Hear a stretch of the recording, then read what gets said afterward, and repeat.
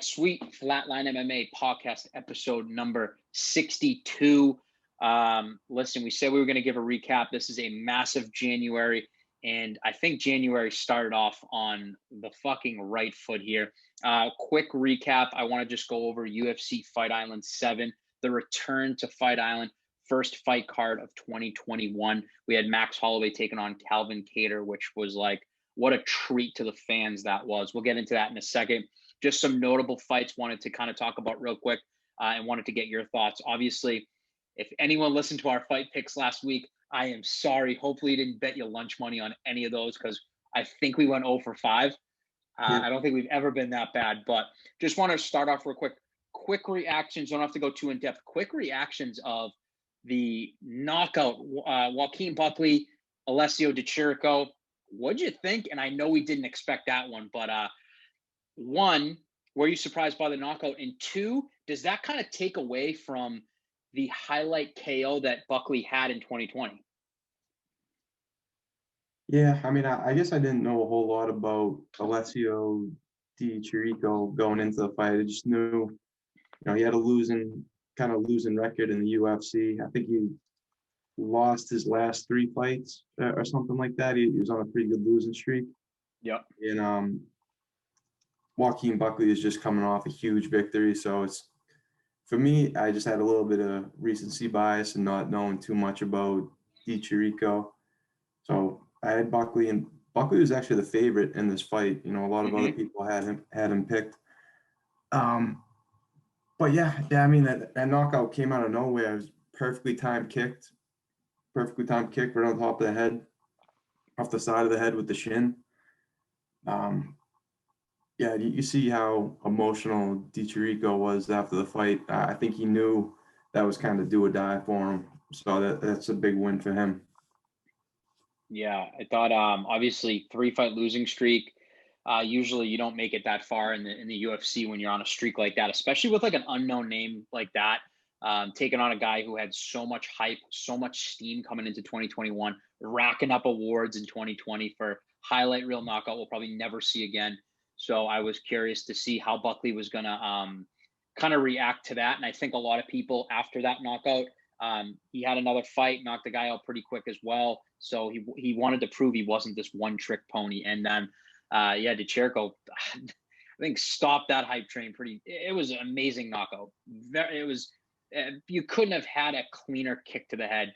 And then afterwards, Di Chirico going off saying he's not doing interviews because he doesn't like that the losers don't get interviewed, which I didn't really understand, but Dana White didn't understand it either. But obviously big win for him. I think he definitely just saved his spot on the roster there. Another big fight that I think a lot of people were looking forward to is the return of Santiago Ponzinibbio taking on Li Jingliang. What a fucking knockout by Li. I mean, perfectly timed shot. Ponzinibbio was out. What do you think about that one? Just like quick reactions. Obviously, he was out for 2 years. So I knew there might have been some ring rust. But I thought, overall, I thought Ponzinibbio looked slow. And I thought, Jingliang just looked quicker to the punch with everything. And I figured that was going to happen. But Ponzinibbio is a beast, man. He was on a 7-fight win streak. So you can't just deny that. But obviously, that just ended with a massive win with Jingliang. So real quick, what'd you think of that one? Yeah, he was another huge favorite going into the fight. He had a lot of steam up until getting injured. A lot of wins. He was on a really good streak, and I think everyone was kind of expecting him to get right back on where he left off. But crazy knockout, put him out completely. Huge. It's a huge win for Li Jingliang as well. It's him and Di Chirico. I mean, it really made a name for themselves on this card just because they were such huge underdogs going against some pretty big names. So, and getting spectacular knockouts on top of it is pretty impressive. Yeah, and the welterweight division is at this point right now. We need some clarity here, and obviously that's a massive statement for Li. So I'm excited what they're going to do with him next because Ponzinibbio is a big name, man. He was always a top 10 guy. They took him out of the rankings due to inactivity. So, I mean, realistically, you got to look at a guy like Lee now. He's a top 10 fighter, the way I look at it. So hopefully he's got some big fights next. He just proved he has heavy hands. So congrats to both Chirico and Lee on massive upset victories on Saturday. And then just quickly kind of going over co-main, obviously Condit and Matt Brown, a fight that should have taken place 7 years ago. I thought overall still a pretty good fight, pretty aggressive. I thought they made the right decision with Condit. I thought he was the aggressor. I thought Matt Brown looked a little defeated as the rounds went on. So obviously good for Carlos Condit. I know that these guys have been booked to fight multiple times. And again, we talked about on the last podcast, it would have been probably exciting 6 or 7 years ago, but I still think that both of these guys are savages. It was good to see, someone not get finished in the fight because these guys have been kind of on the tail end of some pretty bad finishes over the past couple of years. So obviously 2 legends of the sport. I think Matt Brown was a little disappointed that I believe he was at 29-27 from a judge, which he didn't agree with. But overall, great fight. So can't complain about that co-main event. And then let's get to the main event. We had Max Holloway taking on our hometown boy, Calvin Kattar. Not too much to say about this main event. Just flawless could be the word.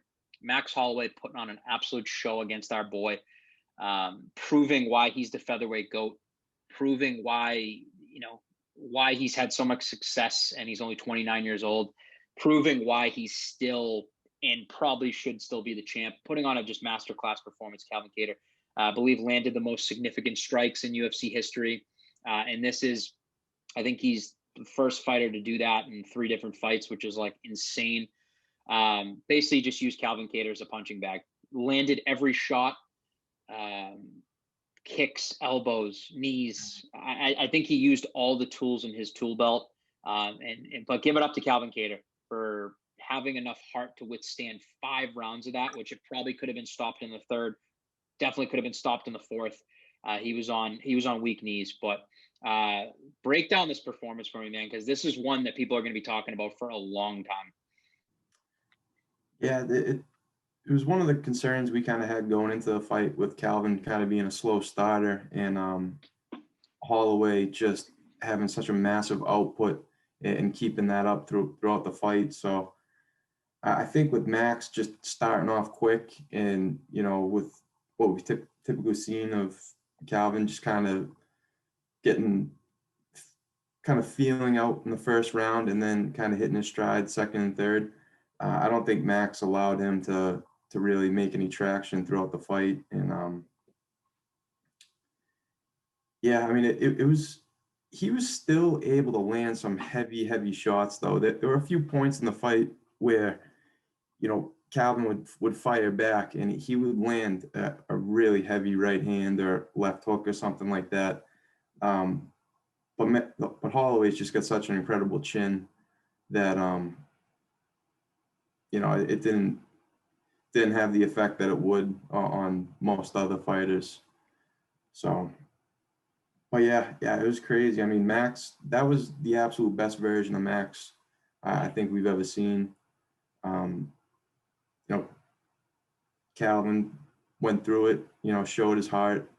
And that's something that not a lot of fighters are going to have, the ability to withstand that, especially losing the entire fight. And then in the 5th round, still swinging for the fences, looking for the knockout. It's just like the mentality and like the wherewithal to continue the fight. So, he just has some things to work on, and he'll be back. And I could definitely see him being a future champ. But right now it's Holloway's time. Yeah, I couldn't agree more there. And then obviously, just real quick on this, obviously, I'm on Twitter and I'm definitely seeing a lot of, even during the fight, hey, they should have stopped it. They should have stopped it. Did you feel that at any point they should have, or do you think that, I think the corner for Calvin, like, did the right thing by letting it go for it? Because to me, yeah, he was on weak knees at points, but I thought like even in the 5th, like Calvin was still swinging, still hit him with some big shots. Like I know Tyson Chartier, Calvin's manager, was getting some heat, and he put out a statement being like, if you guys know Calvin, you know the reason why I didn't throw the towel in. Do you think at any point it should have been stopped, or do you agree with like, I mean, obviously for entertainment purposes, that was what everyone wanted to see. But overall, as kind of like a fan, did you think that it should have been stopped? Yeah, I mean, I think it's, the coach's discretion. He's the closest person, to Cater out of all of this.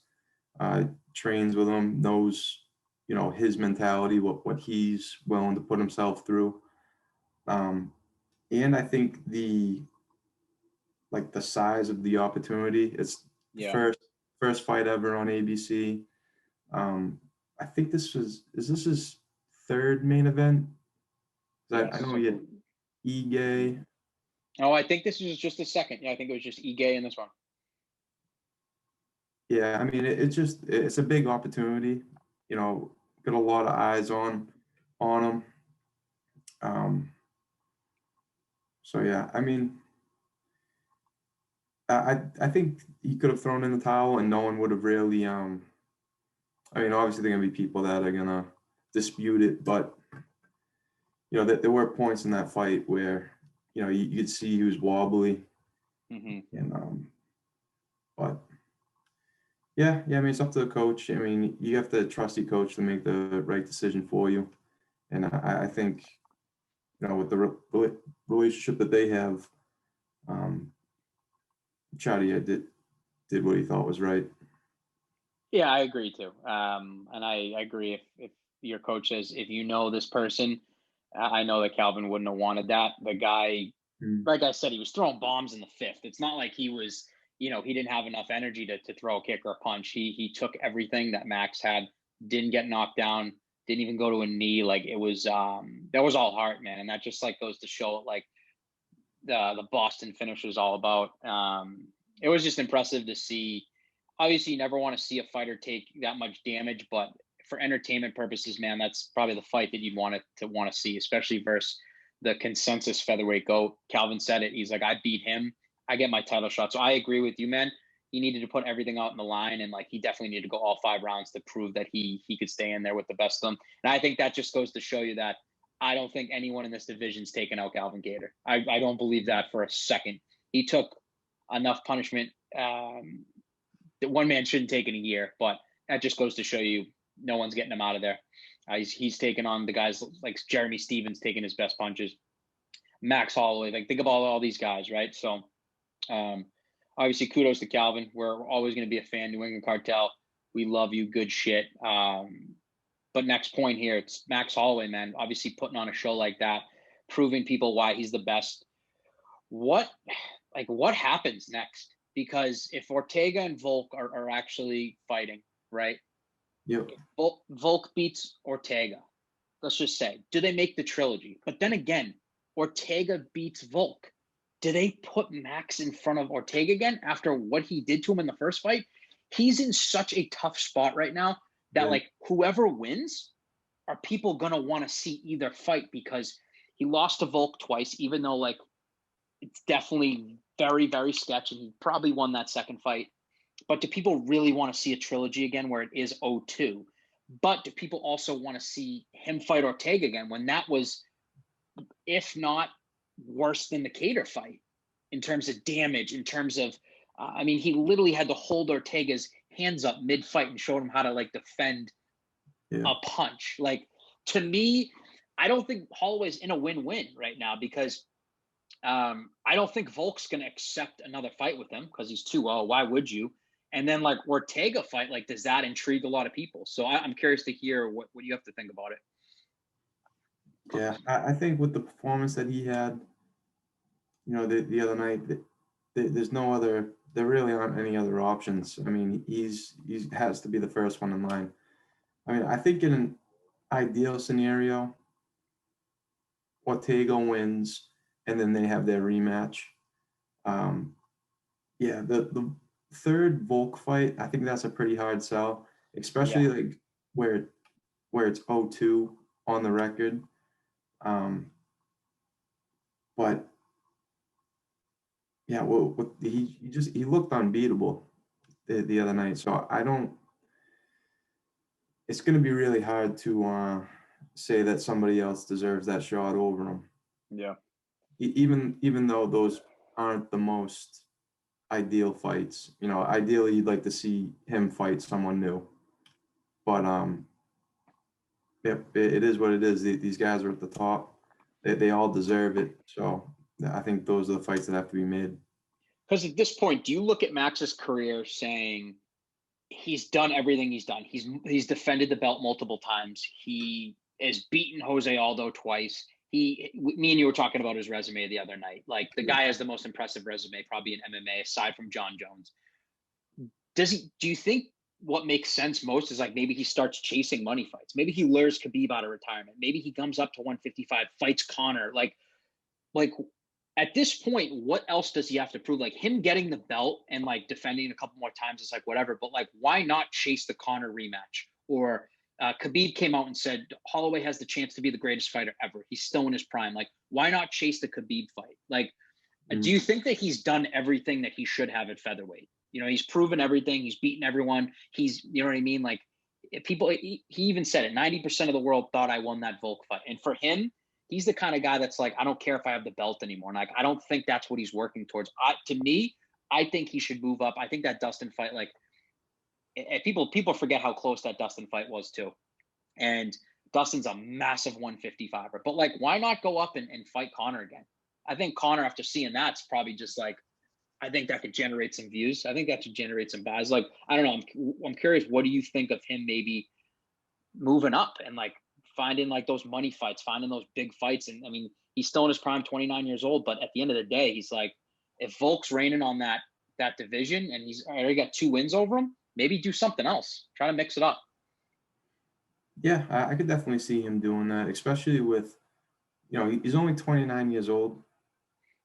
You know, he's still going to have, I would think, another probably 5 years at least in the sport. That I would guess anyway. Yeah, I think for him, what would probably make the most sense is winning that belt back at featherweight and then moving up, because then he's kind of going out on his own terms. You know what I mean? It's not like he's leaving the division as, you know, one of the top 5 guys and then going up. True. But I don't know. I mean, at this point though, right now is he's first in line for a shot at the belt. I think whatever happens from there, you know, if he wins the belt back, I don't know, maybe Zabit fight or trying to think of who else is right there. Rodriguez. Yeah. But other than that, I don't think there's much else for him to do. I mean, what was he gonna do? Fight Volk 5 times? Yeah. You know, so I don't know. I think he wins. If he wins the belt, then you should test that out. Go up to 155 and see what he can do there. Yeah, I agree. I think the only fight, if he was to win the belt back, is, I'm assuming someday Yair and Zabit are going to fight. So either one of those two are going to lose. And I agree. I think that's the only fight that is interesting, because everyone's wondering, is Zabit a championship level fighter? And obviously both of those two guys are 1 win away from fighting for the title. So I think that's the only fight I'd want to see Max stick around for, because it's so intriguing. Like, who wouldn't want to fight Zabit? Like, whatever. So we'll see, man. I think Max has cemented himself as the GOAT of this division. I think Aldo ran, I think he built this division 10 years undefeated, right? Like, obviously it's super impressive. And I think with him, the Conor knockout will always, gloom over him and like affect his legacy a lot. And I think with Max, although he lost to Volk twice, 90% of the world thinks he won against him. So everyone looks at him as the champ. Everyone looked at that as a title fight, which is like crazy logic. But to me, it's like Max doesn't have those blemishes that like Aldo had, like getting KO'd in 13 seconds. Max hasn't been knocked down in 26 straight fights, which is a record. To me, that's like GOAT status. So he's proven everything in this division. So I'm curious what happens next. I think Ortega Volk is booked for March. So that's going to be like a fucking awesome fight to see, especially Ortega 2.0, bald Ortega taking on Volk. I'm excited for that one, man. But UFC Fight Island 7 definitely didn't disappoint. We had awesome finishes. We had just shocking upsets. It was a great card overall to start off 2021. I posted the picture on Instagram. 2021 couldn't have started better. And I know this won't be aired in time for the recording, but this weekend, this Wednesday, which would be tomorrow, Michael Chiesa, Neil Magny. That's going to be a great fight Wednesday night. It's actually Wednesday during the day. So I don't know how many people are actually going to be watching that one, but that's going to be a great fight. A lot of implications on the welterweight division there. But let's get to the good stuff. This Saturday night, UFC 257, we got the return of Conor McGregor rematching Dustin Poirier. 6 years in the making, guys. This fight's going to be wild. First pay-per-view of the year. We started off with the McGregor pay-per-view last year, and we're going to start off the year with the McGregor pay-per-view this year. Let's get into the exciting co-main event first. Actually, before we do that, just a couple fighters to shout out real quick. Amanda Rebus on this card. We got the undefeated Ottoman Azatar, Calderwood, Jessica Eye, and then to the co-main event, Dan Hooker taking on the UFC's newly cemented lightweight Michael Chandler, Bellator, multiple-time champion. This fight intrigues me, man, because you got a guy in Michael Chandler who has been talking for I feel like 10 years. I'm the best lightweight in the world. Multiple-time champion. Had wars with Eddie Alvarez. Just knocked out Benson Henderson. This guy was at the top of Bellator since they started their promotion. This was the face of Bellator. Taking on a guy, Dan Hooker, who he has been hot, right? Obviously, on a nice 3-fight win streak, ran into Dustin Poirier and, a fight of the year candidate this summer in that was in Abu Dhabi. That was in Vegas. But this guy has everything. He's good at everything. Wrestling. His friggin' knees are ridiculous. His stand-up is just amazing. And this guy is like definitely someone who I can see be a future champ. Trains with Israel Adesanya. This guy, like, they move very similarly. Like, he's just a big, long, lanky guy, and he's tough as nails. If you watch that Edson Barbosa fight, it took everything in his power to stay up that entire fight. And, obviously Edson got the finish in the last round, but it was an amazing fight. If you haven't seen that one, go watch that. But break this one down for me, man, because as good as the Dustin Conor one is, this co-main event is, I think, set up to be fireworks to me. Yeah. Yeah, you get Dan Hooker, who is a great technical striker. He's super durable that we've seen in the Poirier fight. He's got pretty good takedown defense as well, too. I mean, that's one of Chandler's strengths, is that he has good wrestling, but Hooker's pretty good at staying on his feet. Yeah, I think it was towards the end of the fight with Poirier. I think he might have gotten taken down, but that was after a 5-round war. So I don't know. I mean, Andy, like you said, he's tall, he's lanky. I feel like it's going to be tough for Chandler to get on the inside to get some shots off, even though he's got some crazy power in his hands. I don't know what the height difference is, but I'm assuming it's a pretty sizable one.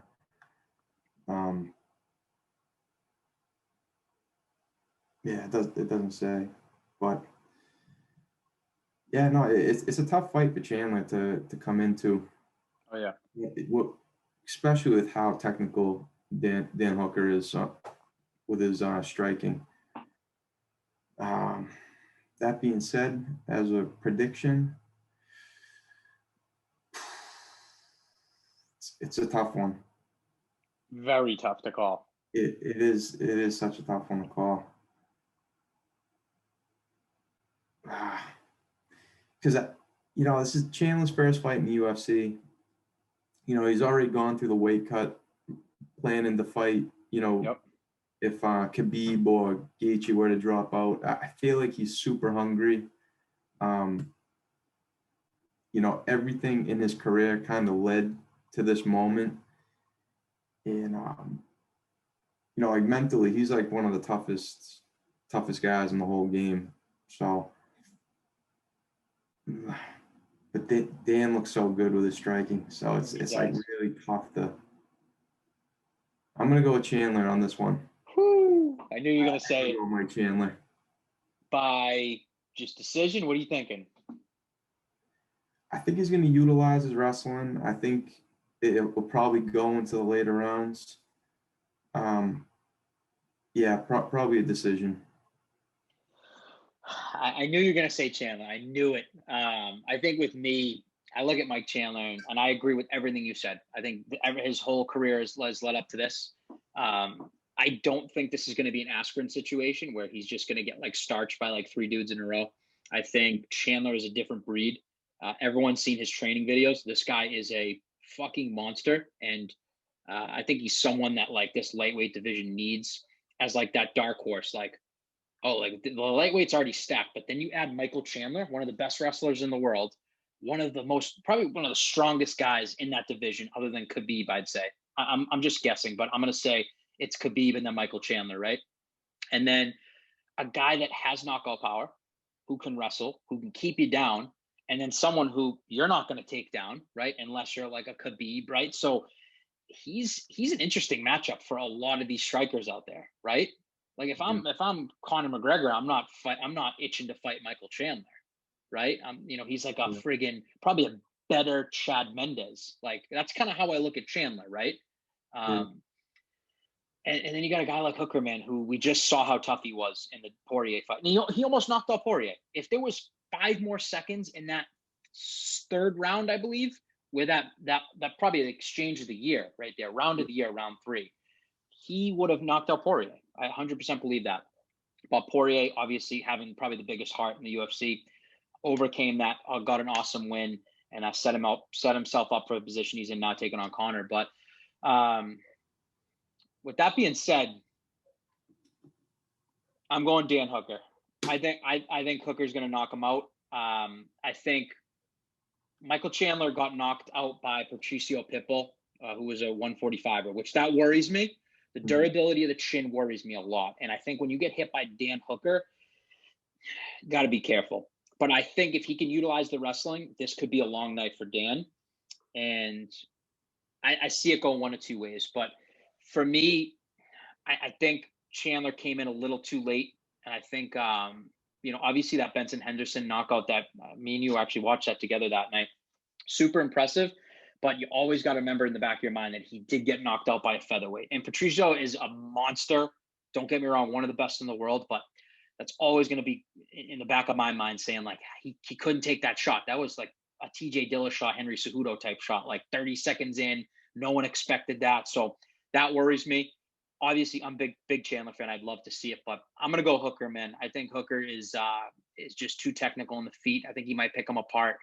Um, and I'm gonna go with the finish here, Dan Hooker. So me and you are on opposing sides here, but guys, that's gonna be a great fight. If you don't know who Michael Chandler is, go look at his highlights. He was an absolute beast in Bellator. If you don't know who Dan Hooker is, go watch his highlights. The man is an absolute savage. Co-main event, potential fight of the year, already in January. I'm excited to watch that one. Main event time, guys. I've been waiting for this so long. Kevin's been waiting for this so long. Our guy, Conor McGregor, the notorious one, back, taking on Dustin Poirier. 6 years in the making for the rematch, guys. I just want to get right into this because this is super interesting. These guys were so young when they fought. They've evolved. They've won belts. They have kids. They got boatloads of money now. Conor's the biggest star in not only MMA, but in sports world right now. Everyone knows who he is. I'm going to let you start off with this one, man. Break this fight down for me right now because I can't wait. I need Saturday night right now. Yeah, I mean the first fight, everyone knows McGregor knocked out Poirier in, was it under 2 minutes? It was It like was 10 under minutes. 90 seconds. Under 90 seconds. Yeah, so I mean they're both at a completely different point in their career. I don't think that fight has much indication how this one's gonna go. Um, Dustin's come back from that. He's moved up in weight. I held the belt for a little bit. He's had some crazy, crazy wars, beaten Gaethje, Alvarez, Dan Hooker. Yeah, he's just I mean, he was always good, but he's just, a step above where he was the last time that they fought. And then with McGregor, we haven't seen a whole lot of him. We've seen him once last year. He came back for the Cerrone fight. Seen him for 40 seconds, and then before that,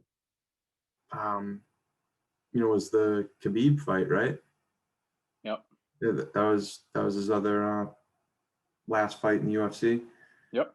So, we haven't seen a ton of him. I mean, but what we've seen on social media, it seems like he's training hard, looks to be in great shape. Dana claims that he's more focused than ever. So, I don't know. Dustin's been in a lot of wars, and he kind of thrives in that type of environment. Whereas Conor, you never really see him take too much damage, other than the Diaz fights where he went up to 170. So it's harder for him to put Diaz away with the extra weight. But I don't think Conor's going to get lured into, a battle like that. Mm-hmm. And I think he's going to pick his shots. I think he's going to be really sharp. And I think he gets the knockout again. I'm curious to hear what round you think he can get the knockout in. Do you think it's a first round knockout again? Or do you think this is, is this a third? Is this like, where do you see Conor knocking him out? I'm curious as like people's answers on that one too. I don't think it's going to be in under 60 seconds like he claims it's going to be. But I do think it'll probably be earlier in the fight. I'd say probably second round. He's able to put him away. Do you see? I know you said that, like, I know Dustin wants a war. Do you see this potentially being a 5-round war? Like, do you see this being like a Diaz 2 type? Like, these guys just beat the shit out of each other. Fight of the year, fight of the decade. Like, this is just going to go all 5 rounds, or no? Because I don't picture it that way at all. I really don't. Yeah. No, like the difference of the fight that I see with Diaz, there was that added weight. Diaz is just got a rock chin anyway. I mean, nobody's able to knock that guy out. I think at this weight, I think this is the right weight for Conor. I think he's going to have, like when we saw him fight Eddie Alvarez, that was one of the best performances I think we've ever seen of his in the UFC. I mean, he barely got touched, pretty much landed at will, and caught him coming in almost every single time. Now, I think he's going to kind of be in that type of form. I think he's going to be able to evade Dustin's shots and get off his left hand. I agree, man. I think it's gonna be a quick one. I think in the back of Dustin's mind, getting knocked out always, is always in the back of your head. And I think that, I think it's going to be very cordial. There's a press conference on Thursday. I definitely think that it's a different type of Conor that's coming into this fight. He's not calling Dustin a pea head or calling him a hillbilly or getting in his head like he did. And I think there was a lot of mind games, and Dustin said it in the embeddeds and everything. He said, I was emotional. But at the end of the day, man, you're going to remember getting knocked out in less than 90 seconds. I don't care who you are. It always will come back. I know it's 6 years later, but, you got to be wary of Conor's abilities. And I think it's overlooked a lot. And I think a lot of people take a look at that Cerrone fight and say, 40 seconds, he didn't show us anything, which is 100% true. Don't get me wrong. For all I know, Conor might not have developed any skills. He knocked out Cerrone, and then Dustin's going to come in here and ragdoll him. But to me, it's like Ariel Helwani said it best. He's like, I think Conor's one of the most underrated fighters. Take away the fame, take away the money, and like, you got to think about it. Like, he's kind of right. It's like people overlook that man's skills when, you know what I mean? The guy's never been knocked out. You know what I mean? I can say he got dropped against Khabib, right, in the first time in his career. Like, the guy really has all the attributes to be like, if you look at him, and I wouldn't say GOAT list, but definitely a pound for pound top fighter nowadays, right? So Yep. for me, I see Connor taking this seriously. I don't think he would have taken this Dustin fight knowing how dangerous Dustin is without taking this seriously. Like he makes, he's making excuses for the Khabib fight, saying Khabib fought the worst of me and I fought the best of him. I'm hearing him now being like, when I hear things like Connor say, I'm going to knock you out in 60 seconds, like that, I think he means that shit. I think he's going to go out there, make easy work, make his friggin' 50 to 80 million. And I think he's got one thing on his mind, which is going to kind of lead me into my next conversation. But I think he wants that Khabib fight back. And I think that's the only thing. I think he wants to avenge all of his losses. And I think he really believes that he has the formula to beat Khabib. So I guess before we talk about what happens if Connor wins, what happens if Connor loses this fight? Where do you see him going down? Like, what path? Do you see him continuing fighting? Do you see him going down boxing route? Like, if he loses, obviously, really big stage. He's at the point now where he's fighting once a year. Like, do you see him like coming back, or do you see him just being like this Floyd Mayweather type? Like, I'm just gonna pick money fights in boxing, fights friggin' Jake Paul for all we know. Like, what do you think happens if he does lose this? Yeah, I mean, from the way he's talking, that it doesn't sound like losing's an option at all in his head. So it's kind of hard to say what he would do if he lost. Um, yeah, I don't know. I mean,